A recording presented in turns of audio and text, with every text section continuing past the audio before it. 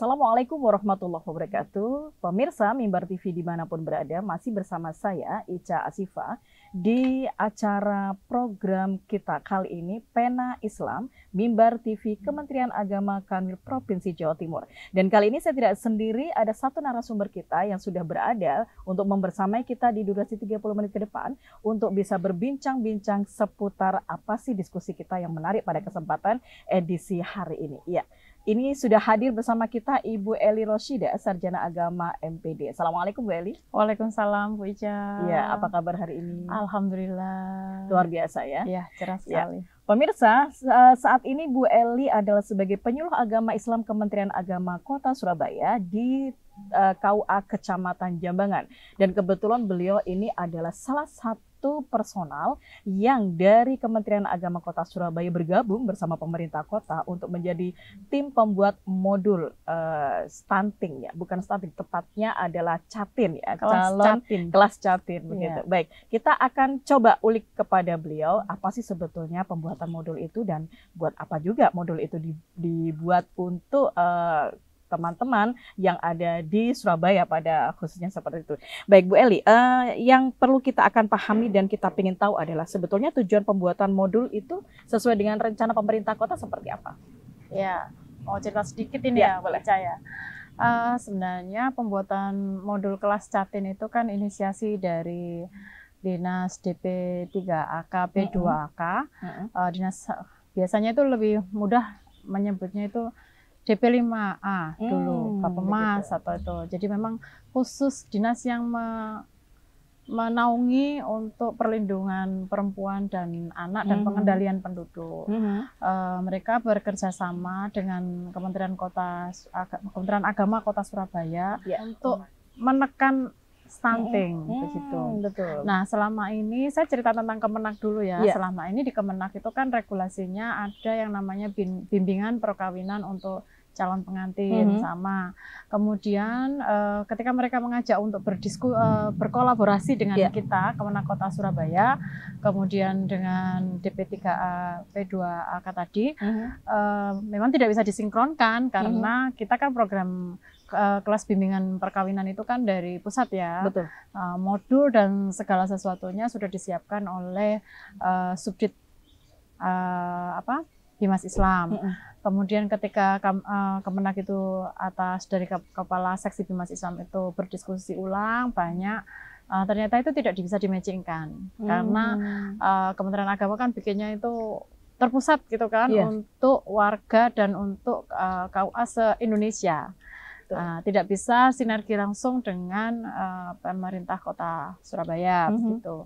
Akhirnya diputuskan, saya nggak paham secara detailnya bagaimana ya Mbak Ica, tapi yang pasti kami Kementerian Agama diajak terlibat untuk bagaimana materi dari Kemenak itu tidak terputus gitu. Begitu. Jadi ada landasan spiritual, kenapa sih kamu sebagai hamba Allah itu kenapa harus ada pernikahan, tujuan perkawinan secara esensinya agama seperti apa gitu ya untuk pengendalian stunting. Luar gitu. biasa. Nah, selanjutnya Bu Eli, kira-kira ini siapa saja yang terlibat pembuatan modul itu ya selain dari Kementerian Agama? Di situ itu kan ada kelas catin itu kan ada, karena itu untuk tujuannya kan itu pengendalian penduduk ya Mbak. Betul. Itu salah satunya kan memang Kementerian Agama, saya wakili. Kemudian ada dari psikolog, itu ada Bu Wiji Lestari dan Mimi, saya kurang paham, saya tidak bisa itu. Kemudian ada psikolog, kemudian ada dari literasi keuangan, Ibu Ita Guntari itu, kemudian bagaimana cara mengelola keuangan keluarga, kemudian yang terakhir itu dari mana itu Kespro, kesehatan reproduksi. Di situ bagaimana dokter Fahri itu dari Rumah Sakit Ibu dan Anak. Saya kurang tahu yang mewakili yang tepatnya bagaimana. Tapi paling tidak esensinya Kementerian Agama. Jadi ada Kementerian Agama, ada yang tentang psikologi keluarga, ada pengelolaan keuangan dan bagaimana hidup sehat. Betul. Calon catinnya itu tadi. Iya. Kemudian ketika Kementerian Agama terlibat dalam pembuatan modul itu sebagai penyuluh ini ya, adakah apa yang perlu dicantumkan dalam modul-modul itu selaku Bu Eli sebagai tim dari Kementerian Agama? Bagaimana pondasi keluarga sakinah sesuai dengan tujuan Kementerian Agama mengadakan bimbingan perkawinan.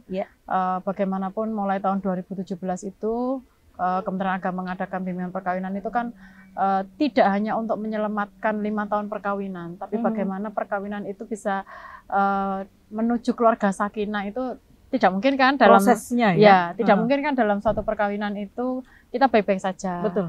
Malah kita tidak boleh juga tidak mungkin juga ketika perkawinan itu tidak ada bumbu-bumbu pertengkaran, bumbu-bumbu berbeda silang pendapat antara suami dan istri.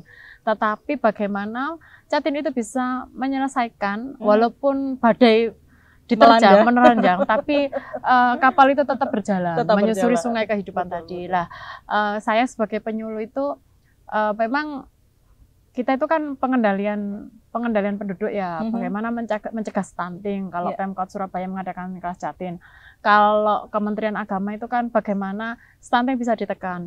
Mau diakui atau tidak, mulai 2017 itu kita mendampingi para Catin untuk bagaimana mereka tetap bisa melewati sungai kehidupan dalam mereka membiduk dalam menuju keluarga sakinah tadi itu. Justru itu plan awal ya? Iya, jadi begitu. Jadi kita mensplitkan bahwa sebagai hamba Allah, hubungan kamu dengan Allah bagaimana, hubungan kamu dengan hablum minannas, bersosialisasi, tidak hanya kamu dengan pasanganmu, tetapi bagaimana kamu bisa menyelesaikan apa yang ada di dalam keluarga kamu tadi, begitu.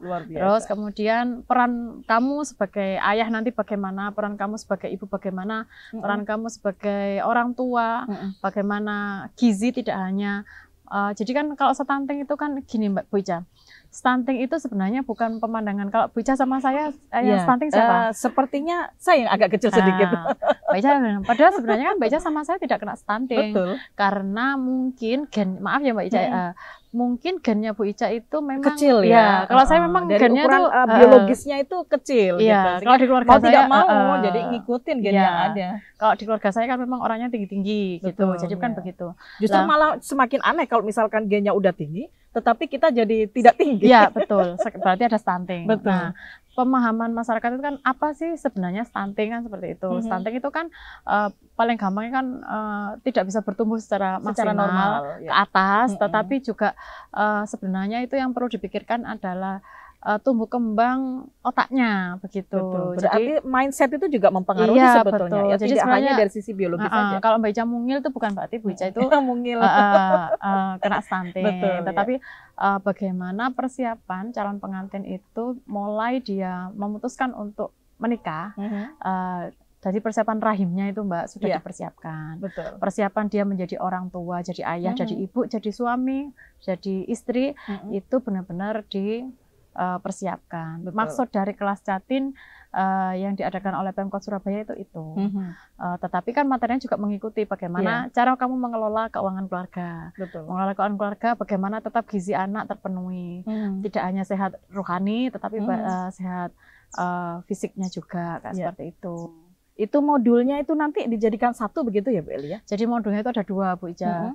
Ada buat pegangan, kemudian ada yang buku saku yang diberikan untuk calon pengantin. Jadi nanti calon pengantin yang mengikuti kelas bimbingan perkawinan itu nanti akan mendapatkan modul pemirsa yang dibawa yang berupa buku saku sendiri. Kemudian ada modulnya sendiri begitu kan? Betul, ada buku saku sendiri, ada modul sendiri.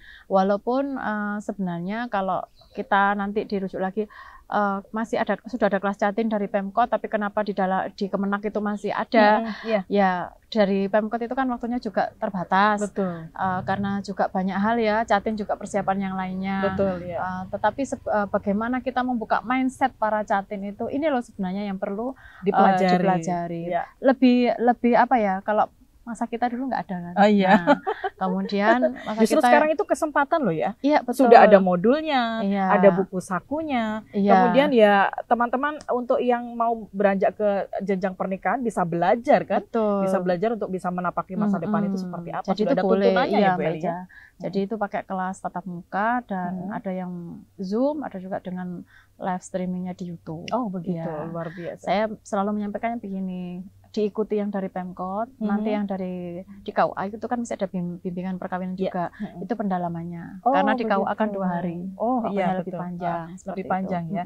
Dan ini ketika Bu Eli tadi menjelaskan pemirsa tentang ada sungai kehidupan, kemudian ada pola-pola perkawinan yang itu memang harus dijaga dan bisa kita pelajari. Saya tertarik dan teringat pernah sih baca salah satu media sosial bahwa di kelompok kerja penyuluh Kota Surabaya, Bu Eli, itu ada yang namanya Rumah Sakinah, pemirsa. Betul. Nah, Rumah Sakinah itu kita pernah melihat, pernah mempelajari, ternyata di situ adalah mencoba memediasi teman-teman yang belum mendapatkan jodoh begitu ya. Betul. Belum mendapatkan jodoh dan itu bisa terhubung ke sana dan mereka pada akhirnya bisa bertaaruf secara syar'i begitu. Ini Bu Eli kalau nggak salah apakah ada di bidang tersebut kira-kira? Iya, saya memang pendampingnya. Luar biasa, berarti kebetulan sekali pemirsa. Nah, bisa diceritakan nggak sedikit Bu Eli tentang Rumah Sakinah? Iya, ini awalnya itu kan di keluarga Sakinah, di penyuluh itu kan ada 12 titik ya Mbak ya, 12 titik konsentrasi, ada BTQ, baca tulis Al-Quran, ada moderasi, ada stunting, ada keluarga Sakinah. Lah teman-teman ini kalau keluarga Sakinah itu kan memang secara pikirannya kan gini, kalau Pak ada 2 jadi Mbak, di situ tuh ada 2 tujuan, maksudnya 2 program. Satu program itu Rumah Sakinah tentang kontak jodoh bahasa lebih kerennya. Satu lagi itu kelas kayak kelas parenting, konseling kah begitu? Semacam seperti itu. Pakai YouTube kita. Jadi kita ada channelnya tersendiri. Ada channel tersendiri, teman-teman yang akan memberikan materi. Lah di Rumah Sakinah itu kontak jodoh itu tidak boleh, syaratnya satu, tidak boleh calon itu menghubungi dia sendiri. Oh, berarti harus ada mediasinya. Iya, pakai mediasinya pakai orang tua asuh. Lah orang tua asuh yang ditunjuk itu ketua koordinatornya yang Mbak Nurul itu, Mbak Nurul Rahmawati dari Karangpilang itu, dia yang akan mengevaluasi calon itu sebenarnya lebih cocok condong ke siapa yang menjadi orang tua asuh. Jadi orang tua asuh itu jadi ada passionnya tersendiri begitu ya? Iya, kemudian memang tidak ada tes ya untuk jadi orang tua asuh, tapi Mbak Nurul tahu, yang cocok ini kapasitasnya. Ini bahasa saya pakai Madura, Surabaya ya. Jadi ini yang cocok, ini yang megang Ustadz ini, yang megang ini Bu ini, disesuaikan. Gitu. Disesuaikan. Nah kemudian pertemuan di Rumah Sakinah itu tidak langsung pertemuan jodoh klik gitu, enggak. Jadi semacam kita ada kegiatan kayak seminar, ada kajian apa gitu, Bu Ica. Kemudian yang isi itu ya gantian dari kita semua, karena semua sudah passion ya di keluarga Sakinah. Kemudian di situ kan ada doa bersama, ada berinteraksi. Luar biasa. Nah setelah berinteraksi itu nanti klik, dia semua calon itu akan menghubungi Bu Nurul tadi. Lah Bu Nurul tadi yang akan mencarikan orang tua asuh. Kalau orang tua asuhnya nanti yang menghubungi semisal yang calonnya Pak Ahmad dengan Bu Fatimah, lah Pak Ahmad ini akan menghubungi Bu Nurul. Aku cocok sama yang ini Bu. Kalau bisa yang ini, aku dapatnya yang namanya Fatimah ini lah. Fatimah juga gitu. Saya sebenarnya bukan cocok sama Pak Ahmad, tapi saya cocoknya sama Pak Budi kayak seperti itu. Sama Bu Nurul dievaluasi mana yang lebih cocok. Nah kemudian baru digadokno. Digadokno itu pakai orang tua asuh pertemuannya. Jadi baru kayak bisa melihat biologisnya secara utuh begitu. Iya, jadi kalau ada suatu hari itu ada yang nyalahi peraturan bija. Kemudian setelah menyalahi peraturan itu sudah bertemu orang tua, sudah gini tiba-tiba gagal. Lah gagal itu menuntut kami. Ada yang seperti itu. Ada juga. seperti itu. Yang Bu Nurul bilang sama lah wes tak bilangin. Jangan ke susu. Karena ada proses ya. Ada prosesnya seperti itu. Jadi proses itu dikawal oleh orang tua asuh. Ini sudah mantu keberapa kali saya lupa, sudah sering. Ini sudah berapa kali ya? Apakah sudah ada yang berjodoh di situ, Bu Eli? Sudah lebih dari 3 kayaknya. Lebih dari 3 ya. Ini dan itu semua bisa diprospek loh pemirsa. Tidak ada cas. Tidak ada cas. Oke. Ini satu terobosan dari kelompok kerja penyuluh Kementerian Agama Kota Surabaya yang luar biasa sekali. Dan mungkin ini masih salah satu di Indonesia. Satu-satunya barangkali bisa demikian tanpa cas. Tanpa cas. Bukan hanya tanpa cas, tetapi ini mempunyai nilai ibadah, punya nilai sosial budaya yang luar biasa. Kami akan mengawal memang. Betul. Yang bisa dikawal sampai kesempatan. Pendaftaran nikahnya, kemudian sampai acara hari H. Sampai ke pelaminan ya Bu Eli ya. Nah, jadi kita bantu semaksimal mungkin. Wah, sampai ke wedding-wedding juga. Kalau teman-teman juga gitu. Ini kalau mantannya itu butuh EO untuk cateringnya bagaimana? Akan kami carikan teman-teman kami. Ada relasi. Jadi langsung kita tunjukkan. Sama kalau butuh MC, minta dicarikan ya, tapi kemudian untuk konsumsinya WO-nya itu sudah semua paket komplit sudah ya. paket Baik. komplit. Luar biasa. Terima kasih Bu Eli atas Sama-sama. kedatangannya di Mimbar TV kali ini. Baik, pemirsa, demikianlah tadi bincang-bincang kita bersama Ibu Eli Rosida, Sarjana Agama MPD, tentang bagaimanakah beliau berproses untuk memberikan dan membuat modul bagi kelas Catin di Kota Surabaya, dan juga kita sempat menyeruak sedikit informasi tentang Rumah Sakinah yang ada di kelompok kerja penyuluh Kantor Kementerian Agama Kota Surabaya. Baik pemirsa, demikianlah tadi kita untuk bisa bersama dengan Anda semuanya di pemirsa Mimbar TV Kemenak Kanwil Provinsi Jawa Timur. Sampai jumpa di kesempatan yang sama. Assalamualaikum warahmatullahi wabarakatuh. Waalaikumsalam warahmatullahi wabarakatuh.